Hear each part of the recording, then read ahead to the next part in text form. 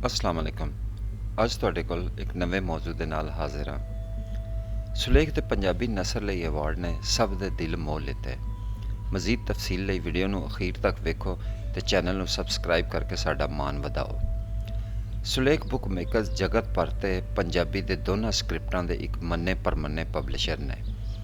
ਸ਼ਾਹਮੁਖੀ ਤੇ ਗੁਰਮੁਖੀ ਦੋਨਾਂ ਰਸਮੁਲ ਖਤ ਦੇ ਸਭ ਤੋਂ ਪਹਿਲੇ ਪਬਲਿਸ਼ਰ ਦਾ ਇਜਾਜ਼ ਵੀ ਸੁਲੇਖ ਦੇ ਕੋਲ ਹੈ। ਸੁਲੇਖ ਨੇ ਇੱਕ ਵੱਡਾ ਕਦਮ ਚੁੱਕਿਆ ਤੇ ਪੰਜਾਬੀ ਨਸਰ ਦੀ ਬੜੋਤਰੀ ਲਈ ਐਵਾਰਡ ਵੰਡੇ। ਤਕਰੀਬ ਵਿੱਚ ਪੰਜਾਬੀ ਦੇ ਵੱਡੇ ਵੱਡੇ ਸੂਝਵਾਨ ਆਏ। ਬਾਬਾ ਨਜਮੀ ਹੋਰਾਂ ਨੇ ਤਕਰੀਬ ਦੀ ਤਾਰੀਫ ਕਰਦਿਆਂ ਹੋਇਆਂ ਕਿਹਾ ਕਿ ਇਸ ਐਵਾਰਡ ਦੇ ਨਾਲ ਪੰਜਾਬੀ ਜ਼ੁਬਾਨ ਵਿੱਚ ਵਧਾਅ ਹੋਵੇਗਾ। ਇਹ ਮੌਕਾ ਨਹੀਂ ਸੀ ਕਿ ਅਸੀਂ ਆਪਣੇ ਲਿਖਾਰੀਆਂ ਨੂੰ, ਸ਼ਾਇਰਾਂ ਨੂੰ, ਅਦੀਬਾਂ ਨੂੰ, ਨਾਵਲਨਿਗਾਰਾਂ ਨੂੰ ਜਾਂ ਕਹਾਣੀਕਾਰਾਂ ਨੂੰ ਕੋਈ ਅਵਾਰਡ ਦੇ ਸਕੇ, ਲੇਕਿਨ ਉਹਨਾਂ ਨੇ ਸਾਡੇ ਵਾਸਤੇ ਚੂँकि ਪੰਜਾਬੀ ਦੀ ਜਿਹੜੀ ਤਹਿਰੀਕ ਹੈ ਉਹ ਵੀ ਇਨਸ਼ਾਅੱਲਾ ਦਿਨ ਬ ਦਿਨ ਅੱਗੇ ਜਾ ਰਹੀ ਹੈ ਔਰ ਹਰ ਥਾਂ ਇਸ ਵੇਲੇ ਪੰਜਾਬੀ ਦੀ ਗੱਲ ਹੋ ਰਹੀ ਹੈ ਔਰ ਨਾਲ ਨਾਲ ਸਾਡੇ ਅਦਬ ਦੀ ਵੀ ਵਡਿਆਈ ਹੋ ਰਹੀ ਹੈ। ਇਹਦੇ ਵਾਸਤੇ ਮੈਂ ਸਭ ਨੂੰ ਮੁਬਾਰਕਬਾਦ ਦੇਣਾ। ਜਿੰਦੇ ਰਹੋ, ਸਲਾਮਤ ਰਹੋ। ਸਮੀਨਾ ਅਸਮਾ ਨੇ ਵੀ ਸ਼ਾਇਰੀ ਤੋਂ ਬਾਅਦ ਨਸਰ ਖੇਤਰ ਐਵਾਰਡ ਬਾਰੇ ਆਪਣੇ ਵਿਚਾਰ ਦੀ ਸਾਂਝ ਕੀਤੀ। ਆਰ ਕੀਤਾ ਹੈ ਹਾਫਿਜ਼ ਜੀ ਨੇ ਤੇ ਸ਼ਾਹਦ ਸਾਹਿਬ ਨੇ ਤੇ ਜਿਹੜੇ ਵੀ ਇਹਦੇ ਸ਼ਾਮਲ ਨੇ। ਬਹੁਤ ਵੱਡੀ ਗੱਲ ਹੈ, ਬੜਾ ਸੋਹਣਾ ਆ ਰਿਹਾ ਕਿ ਨਸਰ ਵਿੱਚ ਜਿਸ ਤਰ੍ਹਾਂ ਕਿ ਉਹਨਾਂ ਨੇ ਕਿਹਾ ਕਿ ਵਾਕਈ ਨਸਰ ਜਿਹੜੀ ਬੜੀ ਘੱਟ ਲਿਖੀ ਜਾ ਰਹੀ ਹੈ, ਸ਼ਾਇਰੀ ਬੜੀ ਆ ਰਹੀ ਹੈ। ਵੈਸੇ ਮੈਨੂੰ ਤਾਂ ਇਹ ਗੱਲ ਕੋਈ ਬਹੁਤੀ ਚੰਗੀ ਨਹੀਂ ਲੱਗੀ ਕਿਉਂਕਿ ਮੈਂ ਵੀ ਸ਼ਾਇਰ ਹਾਂ ਪੰਜਾਬੀ ਦੀ ਤੇ ਬਹਰਹਾਲ ਨਸਰ ਵਾਕਈ ਸਹੀ ਗੱਲ ਹੈ ਕਿ ਨਸਰ ਜਿਹੜੀ ਹੈ ਉਹ ਘੱਟ ਲਿਖੀ ਜਾ ਰਹੀ ਹੈ ਤੇ ਇਹੋ ਜਿਹੇ ਅਵਾਰਡ ਜਿਹੜੇ ਨੇ ਉਹ ਹੁੰਦੇ ਰਹਿਣ ਤੇ ਨਸਰ ਵੀ ਮੇਰੇ ਖਿਆਲ 'ਚ ਆਂਦੀ ਰਹੇਗੀ ਤੇ ਬਹੁਤੀ ਹੋ ਜਾਏਗੀ ਨਸਰ ਵੀ। ਮੁਦੱਸਰ ਇਕਬਾਲ ਭੱਟ ਨੇ ਐਵਾਰਡ ਬਾਰੇ ਵਿਚਾਰ ਸਾਂਝੇ ਕਰਦਿਆਂ ਕਿਹਾ ਕਿ ਸੁਲੇਖ ਚੇਤਰ ਐਵਾਰਡ ਨੂੰ ਜੀ ਆਇਆਂ ਨੂੰ ਕਹਿੰਦੇ ਆ। ਇਹ ਅਮਲ ਪੰਜਾਬੀ ਅਦਬ ਦੇ ਵਧਾਅ ਲਈ ਖੁਸ਼ਾਇਨ ਸਾਬਤ ਹੋਵੇਗਾ। ਖੂਬਸੂਰਤ ਗੱਲ ਹੈ ਕਿ ਫਿਕਸ਼ਨ ਤੇ ਜਾਂ ਨਸਰ ਤੇ ਪਾਕਿਸਤਾਨ ਵਿੱਚ ਵੀ ਐਵਾਰਡ ਦਾ ਸਿਲਸਿਲਾ ਸ਼ੁਰੂ ਕੀਤਾ ਗਿਆ ਔਰ ਇਹ ਖੁਸ਼ਾਇਨ ਗੱਲ ਹੈ। ਮੈਂ ਸਮਝਦਾ ਕਿ ਇਹਦੇ ਵਾਸਤੇ ਇਹਦੇ तमाम ਆਰਗੇਨਾਈਜ਼ਰ और तमाम ऑर्गेनाइजेशन जी ने मुबारकबाद के मुस्तक ने। मैं उन्होंने मुबारकबाद पेश करना और इनाम जितूआ में मुबारकबाद पेश करना। ਸਰਫਰਾਜ਼ ਅਲੀ ਹੁਸੈਨ ਦਾ ਕਹਿਣਾ ਸੀ ਕਿ ਪੰਜਾਬੀ ਨੂੰ ਕਿਸੇ ਤਹਿਰੀਕ ਦੀ ਲੋੜ ਨਹੀਂ, ਇਹ ਪੂਰੀ ਦੁਨੀਆ ਵਿੱਚ ਫੈਲ ਗਈ ਹੈ। ਮੇਰੇ ਕੋਲ ਤਸ਼ਰੀਫ ਲਿਆਂਦੇ ਹੁੰਦੇ ਸਨ ਹਫੀਜ਼ ਸਾਹਿਬ 2010 ਵਿੱਚ ਤੇ ਡਿਕਸ਼ਨਰੀ ਵਗੈਰਾ ਦੀ ਗੱਲਬਾਤ ਮੈਨੂੰ ਲੱਗਦਾ ਸੀ ਵੀ ਇਹ ਬੰਦਾ ਕੁਝ ਨਾ ਕੁਝ ਕਰੇਗਾ। ਉਹਨਾਂ ਨੇ ਵਾਕਈ ਕਰ ਦਿਖਾਇਆ। ਸ਼ੁਰੂ ਵਿੱਚ ਸਿਰਫ ਦੋ ਬੰਦਿਆਂ ਦੀ ਹੀ ਸ਼ਾਇਰੀ ਪੜ੍ਹਾਈ ਜਾਂਦੀ ਸੀ ਇੰਡੀਆ 'ਚ, ਅਫਜ਼ਲ ਹਸਨ ਰੰਧਾਵਾ ਸਾਹਿਬ ਤੇ ਉਦੋਂ ਮੇਰੀਆਂ ਮੁੱਛਾਂ ਵੀ ਉਹਨਾਂ ਜਿੰਨੀਆਂ ਹੀ ਹੁੰਦੀਆਂ ਸਨ ਤੇ ਮੈਨੂੰ ਵੀ ਉੱਥੇ ਉਦੋਂ ਨਾਦ ਕਿਤਾਬ ਨੂੰ ਅਲਿਫ ਦਾਲ ਉਹ ਵੀ ਮੇਰੀ ਉੱਥੇ ਕਿਤਾਬ ਪੜ੍ਹਾਈ ਜਾਂਦੀ ਸੀ। ਇਹ ਦੇਖ ਕੇ ਇਹਨਾਂ ਦਾ ਜੋ ਤੁਸੀਂ ਕੰਮ ਕਰ ਰਹੇ ਜੇ ਇਹਦੇ 'ਚ ਮੈਨੂੰ ਥੋੜ੍ਹਾ ਜਿਹਾ ਹੈ ਕਿ ਇਹਨੂੰ 2 ਸਾਲ ਦੀ ਬਜਾਏ ਅਗਰ ਮੁਮਕਿਨ ਹੋਵੇ ਤੇ ਜੋ ਤਾਵਨ ਕਹੋ ਉਹ ਕਰ ਦਿਆਂਗੇ, ਸਾਲ ਬਾਅਦ ਦਿੱਤਾ ਜਾਏ ਤਾਂ ਜ਼ਿਆਦਾ ਅੱਛੀ ਗੱਲ ਹੈ। ਤੇ ਦੂਸਰਾ ਹੈ ਕਿ ਜਿਹੜੇ ਲੋਕਾਂ ਦਾ ਇੰਤਖਾਬ ਕੀਤਾ ਗਿਆ ਹੈ ਨਾ ਐਵਾਰਡ ਦੇਣ ਵਾਸਤੇ, ਉਹ ਇਹਨਾਂ ਦਾ ਇਹ ਨੀਅਤ ਇਰਾਦਾ ਕਾਬਿਲ ਮੁਬਾਰਕਬਾਦ ਹੈ।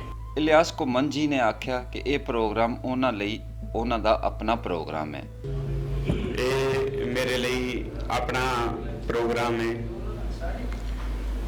ਅਬਦੁਲ ਹਫੀਜ਼ ਨੂੰ ਮੈਂ ਕੋਈ 15 ਸਾਲ ਕਿਉਂਕਿ ਸਾਡੇ ਅਦਾਰੇ ਵਿੱਚ ਭਾਵੇਂ ਰਵੇਲ ਸੀ, ਮੀਟੀ ਸੀ, ਸਾਹਿਤ ਸੀ, ਅਦਾਰਾ ਪੰਜਾਬੀ ਜ਼ਬਾਨ ਸੀ ਜਾਂ ਰਵੇਲ ਪਬਲੀਕੇਸ਼ਨ ਸੀ, ਉਹਦੇ ਵਿੱਚ ਇਹਨਾਂ ਕੰਮ ਕੀਤਾ। ਸਾਨੂੰ ਹਫੀਜ਼ ਦੇ ਹੁੰਦਿਆਂ ਇੱਕ ਤੇ ਇਹ ਡਰ ਨਹੀਂ ਸੀ ਹੁੰਦਾ ਕਿ ਕੋਈ ਗਲਤੀਆਂ ਹੋਣਗੀਆਂ, ਯਾਨੀ ਕਮਾਲ ਸੀ।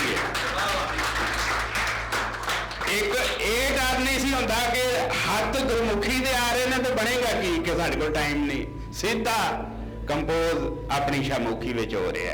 ਇਹ ਤਾਂ ਬਾਅਦ ਵਿੱਚ ਹੋਇਆ ਪ੍ਰੋਗਰਾਮ, ਤੁਸੀਂ ਇੱਧਰ ਤੇ ਹੀ ਲਿਪੀ ਉੱਧਰ ਵਰਤ ਸਕਦੇ ਹੋ। ਇਹ ਤੇ ਪਹਿਲਾਂ ਹੀ ਉਤਰ ਚੁੱਕੀ ਸੀ ਹਫੀਜ਼ ਦੇ ਉੱਤੇ। बहुत शुक्रिया जी, बहुत ही खुशी हुई है, बहुत ही प्यारा प्रोग्राम। शायद शुदाई ਨੂੰ ਵੀ ਮੁਬਾਰਕਾਂ ਤੇ ਇਹ ਤਾਂ ਸਾਡਾ ਬੱਚਾ ਹੈ, ਸਾਡਾ ਵੀਰ ਹੈ ਛੋਟਾ, ਇਹਦੇ ਲਈ ਤਾਂ ਬੇਹੱਦ ਮੁਬਾਰਕਾਂ। ਔਰ ਇਹ ਸਾਡੇ ਜਮੀਲ ਪਾਲ ਸਾਹਿਬ, ਇਕਬਾਲ ਕੈਸਰ, ਅਫਜ਼ਲ ਸਾਹਿਬ, ਫੈਸਲ, ਇਹ ਉਹ ਹੋਈਆਂ ਨੇ ਜਿਨ੍ਹਾਂ ਦੀ ਵਜ੍ਹਾ ਨਾਲ ਉਹ ਅਦਾਰਾ ਚੱਲਿਆ ਔਰ ਪੰਜਾਬੀਆਂ ਦੀ ਖਿਦਮਤ ਕਰਦਾ ਰਿਹਾ। ਬਹੁਤ ਬਹੁਤ ਮਿਹਰਬਾਨੀ, ਬਹੁਤ ਬਹੁਤ ਸ਼ੁਕਰੀਆ। ਜਮੀਲ ਅਹਿਮਦ ਪਾਲ ਹੋਰਾਂ ਨੇ ਆਖਿਆ ਕਿ ਇਹ ਅਵਾਰਡ ਗੈਰ ਜਾਨਬਦਾਰ ਹੋਣ ਤੇ ਫਿਰ ਇਹਨਾਂ ਦੀ ਬੜੀ ਵਕਤ ਹੁੰਦੀ ਹੈ। ਉਸ ਜਿਹੜੇ ਨੇ ਹਫੀਜ਼ ਸਾਹਿਬ ਤੇ ਸ਼ਾਇਦ ਸ਼ਦਾਈ ਸਾਹਿਬ ਦੇ ਨਾਲ ਸਾਥੀ ਚਾਂਦ ਸਾਹਿਬ ਵੀ ਬਰਖੁਰਦਾਰ ਨੇ, ਬੜੇ ਅੱਛੇ ਜਵਾਨ। ਅਵਾਰਡ ਜਿਹੜਾ ਹੈ ਉਹ ਸਖਤੀ ਨਾਲ ਛੱਡ ਦਿਓ ਕਿ ਤੁਹਾਡਾ ਮਾਮੇ ਦਾ ਪੁੱਤਰ ਹੈ, ਚਾਚੇ ਦਾ ਪੁੱਤਰ ਹੈ, ਜਾਂ ਸਕਾ ਪੁੱਤਰ ਹੈ, ਜਾਂ ਦੁਸ਼ਮਣ ਹੈ ਤੁਹਾਡਾ। ਅਵਾਰਡ ਮੈਰਿਟ ਤੇ ਦਿਓ। ਜਦੋਂ ਤੁਸੀਂ 2-3 ਸਾਲ 4 ਸਾਲ ਅਵਾਰਡ ਮੈਰਿਟ ਤੇ ਦੇ ਦਿਓਗੇ ਨਾ, ਫਿਰ ਤੁਹਾਡੇ ਅਵਾਰਡ ਦੀ ਜੀ ਵਕਤ ਹੋਵੇਗੀ। ਇਕਬਾਲ ਕੈਸਰ ਹੋਰਾਂ ਨੇ ਜਮੀਲ ਪਾਲ ਦੀ ਕੀਤੀ ਗੱਲਬਾਤ ਦੇ ਨਾਲ ਇਤਫਾਕ ਕੀਤਾ। ਹਾਫਿਜ਼ ਸਾਹਿਬ ਬਹੁਤ ਸਾਰੀਆਂ ਮੁਬਾਰਕਾਂ ਦੇ ਮੁਸਤਹਿਕ ਨੇ। ਉਹਨਾਂ ਨੇ ਇੱਕ ਲੰਮਾ ਸਮਾਂ, ਇੱਕ ਲੰਮਾ ਵਕਤ ਜਿਹੜਾ ਹੈ ਉਹਨੂੰ ਯਾਦ ਕਰਵਾਇਆ। ਅੱਜ ਅਸੀਂ ਉਸ ਦੌਰ 'ਚ ਨਹੀਂ ਗਏ, ਲੇਕਿਨ ਉਹ ਦੌਰ ਯਾਦ ਆ ਰਿਹਾ ਹੈ ਕਿ ਅਸੀਂ ਕਿਸ ਤਰੀਕੇ ਦੇ ਨਾਲ ਕਿਵੇਂ ਜਿਹੜਾ ਸਫ਼ਰ ਕੀਤਾ। ਔਰ ਇਹ ਸਾਰੀਆਂ ਗੱਲਾਂ ਲਿਖਣ ਵਾਲੀਆਂ ਨੇ। ਜਮੀਲ ਪਾਲ ਸਾਹਿਬ ਆਪਣੀ ਬਾਇਓਗ੍ਰਾਫੀ 'ਚ ਜ਼ਰੂਰ ਲਿਖਣਗੇ ਔਰ ਮੈਂ ਪੜ੍ਹਾਂਗਾ ਇਨਸ਼ਾਅੱਲਾ।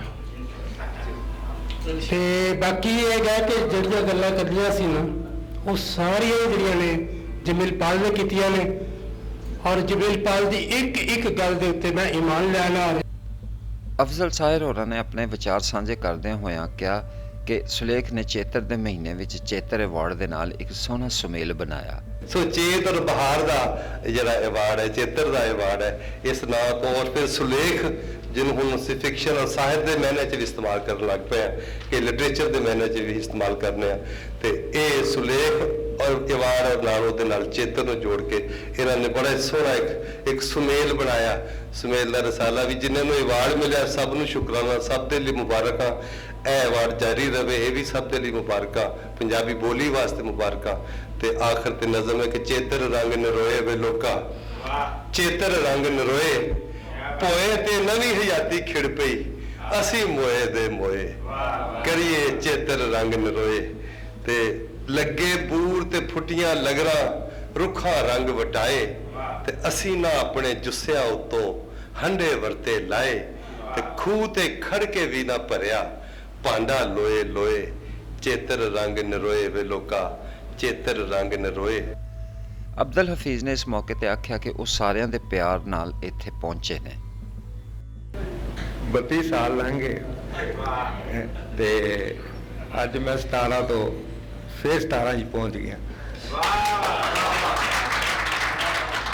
ਇਹ ਸੁਲੇਖ ਦੀ ਟੀਮ ਅਗਰ ਮੈਨੂੰ ਨਾ ਮਿਲਦੀ ਤੇ ਮੈਂ ਸ਼ਾਇਦ ਅਬਦੁਲ ਹਫੀਜ਼ ਨਾ ਹੁੰਦਾ ਤੇ ਕੋਈ ਹੋਰ ਹੀ ਪਾਸੇ ਨਿਕਲਿਆ ਹੁੰਦਾ।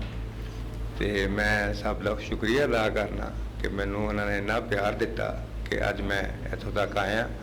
ਤੇ ਸਾਡੇ ਸਭ ਤੋਂ ਬੜੀ ਮਿਹਰਬਾਨੀ ਤੁਸੀਂ ਆਏ ਔਰ ਦੁਆ ਕਰਨਾ ਸਾਡੇ ਵਾਸਤੇ। ਨੂਰੁਲ ਐਨ ਸਾਦੀਆ ਨੇ ਰਵੇਲ ਦਫ਼ਤਰ ਨਾਲ ਜੁੜੀਆਂ ਯਾਦਾਂ ਤੇ 32 ਵਰਿਆਂ ਉੱਤੇ ਝਾਤ ਪਾਈ।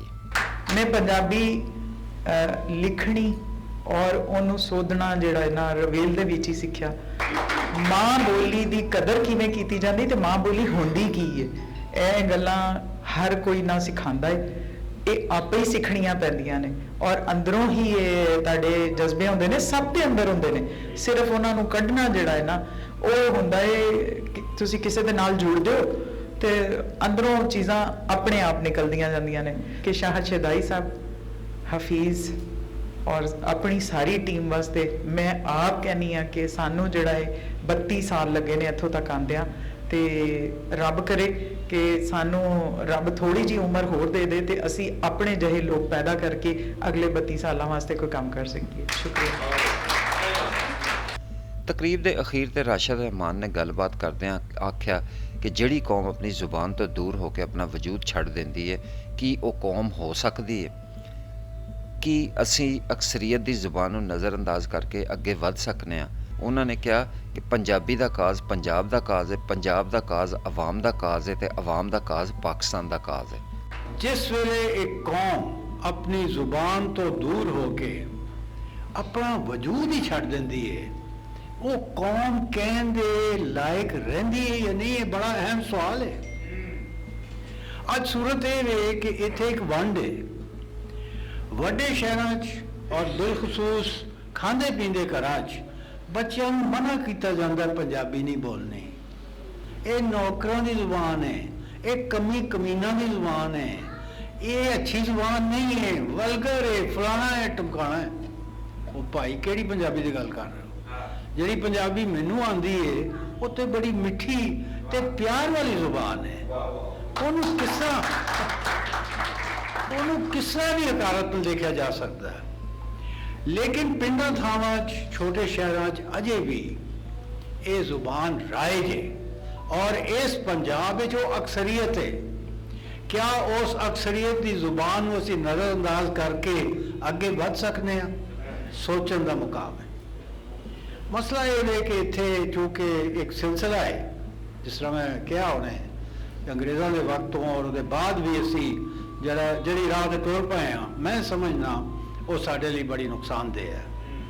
अगर असी अपना वजूद दोबारा हासिल करना है और उसके नाल अपनी तारीख, अपना कल्चर, अपनी रिवायात, हर चीज़ जड़ी साढ़े वास्ते बड़ी कीमती है, किसी कौम वास्ते कीमती है, अगर उन्होंने दोबारा अपनाना और उन्होंने अगे लियाना, उजागर करना, समझना। अगर तो अभी समझन तो ही कासिर हो गए, क्योंकि समझाना नहीं रहा, कोई घट गए ने है ने इतने दोस्त सारे बैठे एक ही काम कर रहे हैं। और मेरे वजूद विच मैं ये अज एलो ऐलान कह रहा कि पंजाबी का कॉज जोड़ा है वो पंजाब का कॉज है, पंजाब का कॉज जोड़ा है वो साढ़े आवाम का कॉज है, और पंजाब के आवाम का कॉज पाकिस्तान का कॉज है। ਲੋਕਾਂ ਦਾ ਕਹਿਣਾ ਹੈ ਕਿ ਇਹੋ ਜਿਹੇ ਅਵਾਰਡ ਸਰਕਾਰੀ ਸਤਹ ਤੇ ਹੁੰਦੇ ਨੇ, ਲੇਕਿਨ ਕਿਸੇ ਪਬਲਿਸ਼ਰ ਵੱਲੋਂ ਇਹੋ ਜਿਹਾ ਕਦਮ ਇੱਕ ਨਵੀਂ ਨਿਆਰੀ ਮਿਸਾਲ ਹੈ। ਜੇ ਤੁਹਾਨੂੰ ਵੀਡੀਓ ਚੰਗੀ ਲੱਗੀ ਹੈ ਤੇ ਚੈਨਲ ਨੂੰ ਲਾਈਕ, ਸਬਸਕ੍ਰਾਈਬ ਤੇ ਸ਼ੇਅਰ ਕਰਨਾ ਨਾ ਭੁੱਲਣਾ। ਕਮੈਂਟ ਬਾਕਸ ਵਿੱਚ ਤੁਹਾਡੀ ਰਾਏ ਦੀ ਉਡੀਕ ਰਹੇਗੀ। ਵੇਖਦੇ ਰਹੋ ਸਾਡੇ ਨਾਲ ਤੁਹਾਡਾ ਆਪਣਾ ਪਾਕਿਸਤਾਨ ਨਿਊਜ਼ ਹੱਬ।